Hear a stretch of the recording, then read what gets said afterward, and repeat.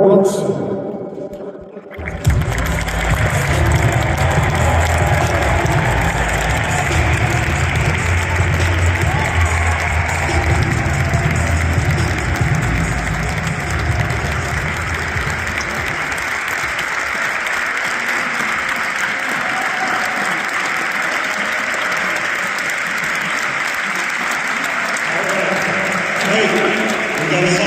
Who you will work with or you will work for.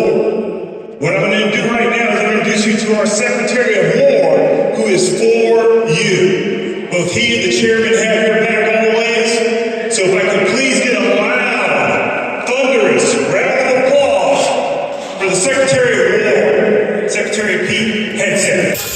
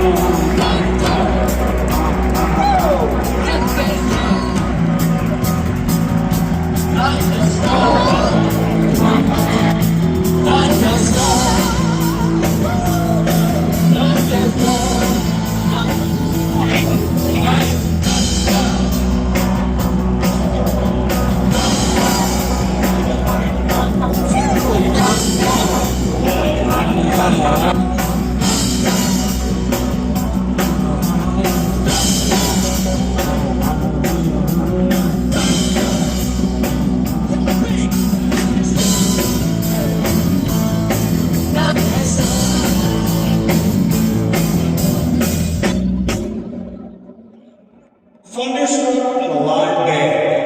That's what I'm talking about. How we doing today? We have been on a 9-day tour. 9 days ago we took off and landed. Now please take a seat. Not be too long. Take a seat. We launched a 9-day tour. We were in the Indo-Pacific to get a brief of the area. Went to Japan. Went to Malaysia.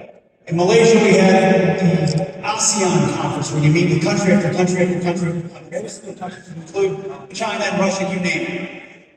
And then we went to Vietnam. Got a chance in 30 years of relations with Vietnam, and then of course here. It's a lot. You travel a lot, different time zones. You know all that. Away from your family, away from your job, you're working, stuff's going on there. And the whole time, we said to ourselves, the whole time I knew we were going to get to end here, which is a reminder of exactly why we do this job. Is all the men and women out here. Yes, I sit in a lot of meetings, talking to a lot of leaders about a lot of significant stuff. Military to military relations, and political dynamics, and treaties and alliances, all these things that are critically important to the defense of our homeland and the American people. It's our responsibility, it's my job. But when I look out at history, that, our staff, our whole team, we are reminded of exactly why we do it and who we do it for. It actually wasn't that long that I was sitting in your seat. Having been there, understanding a little bit of what you go through. Having kids crying in my house. Haven't had that long ago either. Don't worry about it. I've been there. The stresses, the anxieties, the frustrations, the questions. Is the mission clear? How long will it be? How long might orders run for? Where do I get chow? I understand a little bit of where you're at. And I'd like to think that at Secretary of War in our office, we're connecting the strategic to the tactical. We're connecting defending the nation, deterring our enemies, peace through strength, with an understanding of the Americans who do it every single day. The heavy lifting that you undertake. Because I can talk about deterrence all day long, all I want. But there is no deterrence without all of you. I'm looking in the eyes of deterrence. The faces and the families of deterrence, of the sacrifice that's required to keep us free. You can talk about peace through strength, But you gotta have somebody that does the strength department. We're the strength department. You're the strength department.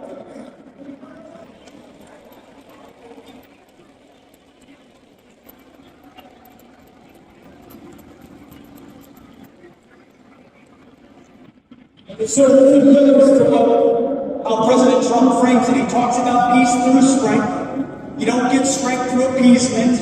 You don't get strength, you don't get peace through appeasement. You don't get peace through weakness. You get peace through strength, through being strong, having capabilities, hard power, and the ability to deliver alongside your allies. He also talks always about America first. Now, America first does not mean America alone. We've got our great rock partners here that you work with every single day, and I've had a chance to meet a lot of them over the course of the last day. America first does not mean America alone, but it does mean putting the American people, American citizens, and America's sovereignty first. We know what we're defending, not academic and vague ideas of interests. American sovereignty, the American people, American vital interests, goes with it to destroy the enemy if necessary on behalf of the American people. America first is something I get a chance to watch President Trump do every single day in the Oval Office or in meetings with foreign leaders. And sometimes you step back and go, why did he take that approach? And then he said, well, if you filter it through the lens of America first, that's exactly what you would do. That's how you handle the situation. So it's peace through strength, America first, and the third one is just common sense. We benefit from a lot of common sense. We don't do the political correct nonsense. And that's what we've tried to insert into the pillars of what the War Department is about. I gave a little speech a couple of weeks ago, senior generals and admirals and senior enlisted, and it was about the warrior ethos, which to me is just common sense in a military context. It's an understanding that we should be good at the basics and not be distracted by things that aren't the focus of warfighting. Get back to readiness, get back to accountability, training, warfighting, lethality, the basics, discipline, and not try to do other things with our formations. And that's why I've always said, and it's not a political statement, it's a military statement, the dumbest phrase in military history is that our diversity is our strength. Because I look out in this audience and I see a lot of different Americans from a lot of different backgrounds. Rich, poor, country, city, black, white, male, female. Groups from all different backgrounds. But what makes us strong is not our differences, it's our unity of purpose. It's our shared mission. It's our oath to the Constitution. It's the fact that we will fight for each other, for the man and woman that fight on our left, in ways the American people oftentimes can't quite understand. It's hard for civilians to sometimes understand that ethos, that understanding that I will give everything up to and including my life for this mission and for the men and women I serve with. And it's not about the differences of our background, it's about red, white, and blue. It's about who we are. And President Trump puts it simply, he said, we're back to a meritocracy. We're colorblind, gender neutral, and merit-based. We want the absolute best in any way, in every profession, across the board, regardless of your background. To me, that's the establishment of warrior ethos. That gives NCOs, the leaders, the ability to say, here's the standard, let's go meet it. Nothing else is in the way. And when you do that, you create inside your formations the fighting spirit necessary to do really difficult things. Really difficult things that most people can't connect to and don't understand. In the dead of night, the fog of war, on the Korean Peninsula, on the DMZ, which we had a chance to see, split-second decisions that most people in air-conditioned offices can't relate to. You've got to have that fighting spirit and that understanding of discipline in order to be comfortable and confident inside those moments with your formations. That's our job to give you, is that kind of confidence by restoring the warrior ethos. Second thing we're doing is we're rebuilding the military. We've spent historic amounts of American taxpayer dollars on beautiful equipment, and hopefully I'm making your lives better as well. It's not just about the systems. Yes, we're the most powerful, the most lethal, the most prepared military in the world. But it's also about ensuring the quality of life, the pay, the basics, the barracks, You name it, we're trying to address it so that when Americans raise their right hand to serve, they have the very best. Not only are you not in a fair fight ever because you've got the best equipment, but you're the most prepared and most taken care of as well. That's one of our promises and our commitments to you at our office, is that we care about delivering that. So when you look at budgets and spreadsheets and everything, yes, it's about the best fighters and the best bombers and stealth and hypersonics and aircraft carriers and submarines. You name it, we're investing in it because the next generation is going to have the best. It's also about setting you up for success because you are our most effective weapon. So it's restoring the warrior ethos, rebuilding our military, and then reestablishing deterrence. For the last couple of years, there have been some big moments on the world stage where America hasn't quite looked so good. Whether it's the debacle in the way we left Afghanistan, or it's what happened on October 7th with Hamas thinking they could take advantage, or the war in Ukraine, which never would have happened in the first administration of President Trump.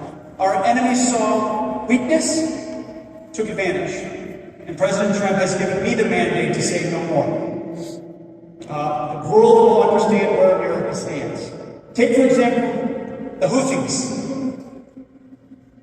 It's been a principle for a long time that freedom of navigation is something that the United States of America maintains. Our ships can sail in international waters without being contested. And suddenly that was contested. We weren't sailing in certain places because of pirates.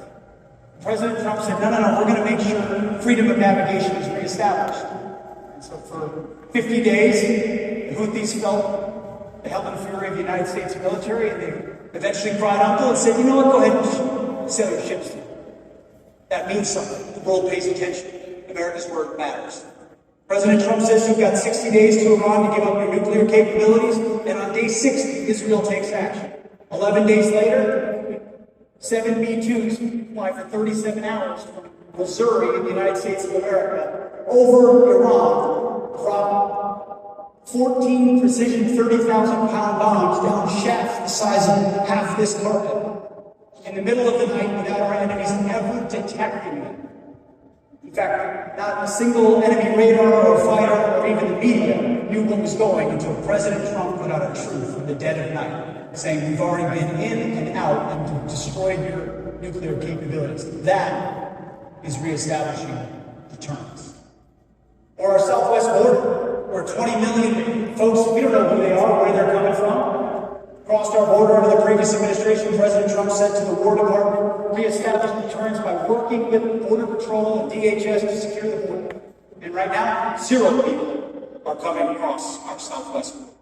Because you're not, as President Trump says, you don't have borders, you're not a country. And defending our homeland is incredibly important. Reestablishing deterrence is telling narco terrorists in the Caribbean or in the Eastern Pacific that you're not allowed to poison the American people with impunity. That when we have designated terrorist organizations trafficking drugs meant for the United States to kill hundreds of thousands of Americans, we will take action. We will treat those cartels like the Al-Qaeda of the Western Hemisphere. Put them at the bottom of the tribune. And we have, in defense of the American people. It's reestablishing deterrence. You see, President Trump is a peacemaker. He's settled 8 wars and counting. He believes in peace, but he knows that peace only comes through strength. It only comes through that establishment of deterrence.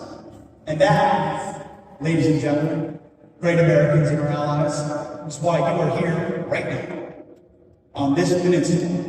You are on the bleeding edge of deterrence, of American strength, of following through on American commitments, 72 years of the U.S. Foreign Alliance, right here. Your forefathers were on this same peninsula defending this same alliance, understanding that our word matters and our capabilities matter. Just as much today as it was 25 years ago. You do that in ways that most Americans cannot and will not understand. You know that. You know your friends and your families and others back home, they may not know where you are or why you're there or what you're doing. And they don't always need to, necessarily. But you do. I do. Generations of Americans understand. And I know that I'm looking at the real 1%. The media like to talk about the elites, the 1%. That's you guys. It's all of you. And frankly, I pray that one of my kids someday, my oldest is in 10th grade, and my youngest is 8th, that one of them or a number of them would make the decision to, the most honorable decision I think they could in a secular context, other than following their Lord and Savior Jesus Christ. Other than that, serving their nation in youth,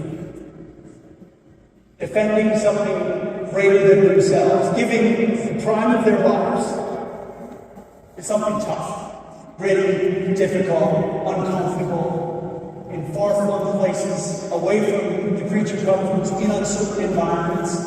That's the real elite of America. And so we at the Department of War, we get the privilege of serving you. We work for you.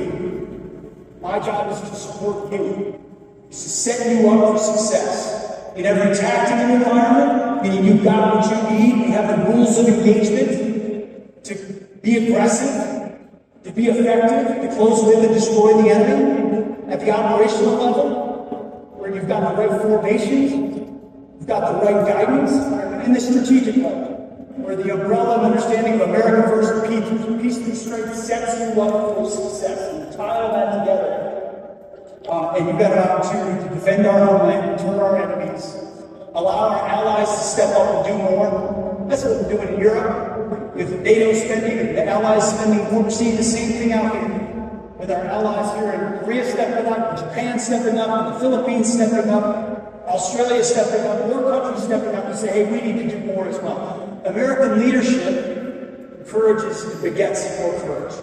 And then, of course, we're investing a lot in our defense industrial base. If we can't make the things you need fast enough, then we can't resource the fight in real time. So there's a lot of levels to what we're trying to do, but we're doing it for all of you. And I would just close by saying that it is a privilege. It is a real privilege to get a chance to watch President Trump operate, to watch his instincts, to watch his clarity, his bluntness, his deal-making, and the way that he creates opportunities out of environments where other folks would back down or say, you can't make that happen. They'll say, well, let me show you. The one thing he's always told me two things when I took this job. The first thing he said was, hey, you're going to have to be tough as shit. Sorry, kids. That has proven to be correct. We try. It's all politics and media nonsense. It doesn't matter. It doesn't matter. You guys take on the real thing. Don't take on politics. He also said, I want you to reestablish the warrior ethos, which is what we're doing. The other thing he tells me is every time we meet with the troops, tell them we have their back. That is all I ever wanted when I was a young rifle platoon, was to know that my company commander, my battalion commander, brigade commander, that they would have my back. If I was in a challenging situation, even a medevac, no matter what, if a tough decision had to be made, that they would back me up. And if I had to take a risk and it didn't go right, I did it for the right reasons, they would have my back. But if I had to discipline someone to maintain standards, they would have my back.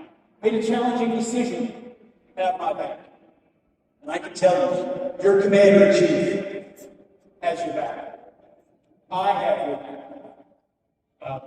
He tells the troops all the time, we see him, I love him. He does, and I feel the same. It is a love and a depth appreciation for what you do that drives us every single day at the War Department. And we didn't rename it for show. We renamed it because war is something very decisive. It's something you do with a clear objective. It's something you choose to do. Defense can become nebulous and non-stop. Without clarity. If you choose to go to war, it's because you've decided to defend the interests of the United States of America. And there should be a clear end state to that. You should be given everything you need to win, to fight and to win. So that's why we believe in the War Department and the warrior ethos, and having your back in the process. So if you would, Tell your wife, your husband, your father, your mother. Tell them how much I appreciate them as well for supporting you. No soldier, no airman, no marine, no sailor, no guardsman, no ally serves by themselves. It's your spouse, it's your kids, it's your grandkids, it's your parents, it's your neighbors, it's your pastor, it's your community that support you as well. Pass my gratitude to them also. But most importantly, thank you. We were tired, it's been a long trip. I'm ready to go. But then I knew this was here. And you've got great leadership here, General Brunson, Chairman Kane. A B-2 strike doesn't happen without a man like that who understands how to put it all together. We've got incredible civil-military cooperation, which gives us an opportunity to do the kind of big things that we need to do in this moment with a big, bold president to make sure America is positioned for the next fight, whatever that may look like, that next enemy that takes us on. Our job is to make tough calls and, in the process, set you up for success. So thanks for everything you're doing. God bless you. God bless everything you do, and we will have no battle. Thank you.